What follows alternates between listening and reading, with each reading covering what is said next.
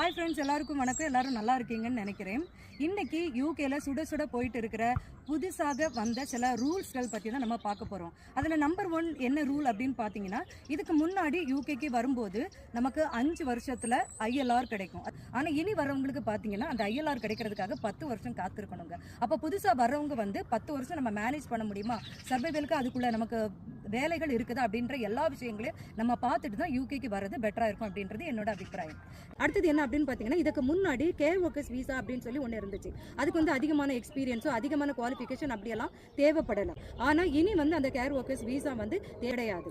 அடுத்தது unskilled visa, அதாவது labour visa அப்படின்னு சொல்லுவோம் இல்லையா, அந்த வீசா டைப்பு இதுக்கு முன்னாடி இருந்ததை விட அதோட கிரைட்டீரியாலாம் இன்னும் கொஞ்சம் கடுமைப்படுத்தப்பட்டு தான் அந்த வீசா எதுவும் இஷ்யூ பண்ண போறாங்க. அடுத்தது என்ன அப்படின்னு பார்த்தீங்கன்னா, இதுக்கு இனி முதற்கொண்டு யாரு எந்த விசால வரவங்களா இருந்தாலும் சரி, ஸ்டூடெண்ட் மட்டும் இல்ல, எந்த விசால நீங்க அப்ளை பண்ணி யூகேக்கு வரணும்னு விருப்பப்பட்டாலும் கட்டாயமா கொடுத்திருக்கிற இங்கிலீஷ் எக்ஸாமை எழுதி அதுக்குன்னு சில பாயிண்ட்ஸ் கிரைட்டீரியா வச்சிருப்பாங்க. அந்த பாயிண்ட்ஸை நம்ம எடுத்தா மட்டும்தான் நம்ம வந்து யூகேக்கு வர முடியும். அதாவது முன்னாடி எக்ஸாம் பேட்டர்ன் வந்து எல்லாருக்கும் இல்ல, இப்போ இனி வர்ற எல்லாருக்குமே, அதாவது 18 வயசுக்கு மேல உள்ள எல்லாருமே இந்த இங்கிலீஷ் எக்ஸாமை அட்டன் பண்ணி தான் நம்ம யூகேக்கு வர முடியும். அடுத்தது என்ன அப்படின்னு பாத்தீங்கன்னா, இனி முதற்கொண்டு எந்த ஒரு டிகிரியும் இல்லாம நம்ம யூகேக்கு வீசா அப்ளை பண்ண முடியாது. நெக்ஸ்ட் என்னன்னு பாத்தீங்கன்னா, ஸ்பான்சர்ஷிப் வீசா தாங்க.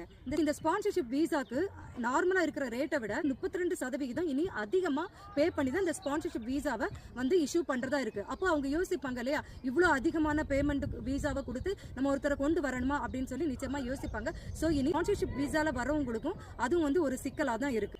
நெக்ஸ்ட் ரொம்ப முக்கியமானதுங்க, ஸ்டூடெண்ட் வீசா பத்தி தான்.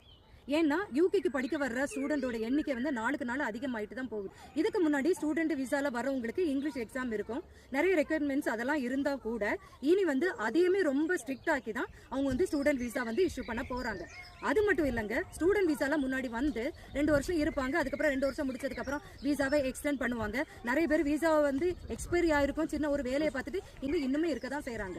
ஆனா இனி ஸ்டூடெண்ட் விசால யாராவது யூகேக்கு வரதா இருந்துச்சுன்னா, நீங்க படிச்சு முடிச்சதும் 1.5 வருட காலம், அதாவது 18 மாதங்கள் மட்டும்தான் நீங்க இங்க யூகேல இருக்கிறதுக்கு உங்களுக்கு பெர்மிஷன் இருக்கு. சோ நீங்க டிகிரி வாங்கிட்டு உடனே போகல அப்படின்னாலும் 18 மாதங்கள் இங்க இருந்துட்டு நீங்க உடனே வந்து உங்களோட தாய்நாட்டுக்கு திரும்பி போகணும். இதெல்லாம் உங்களோட ஃப்ரெண்ட்ஸ் அண்ட் ஃபேமிலியோட ஷேர் பண்ணுங்க.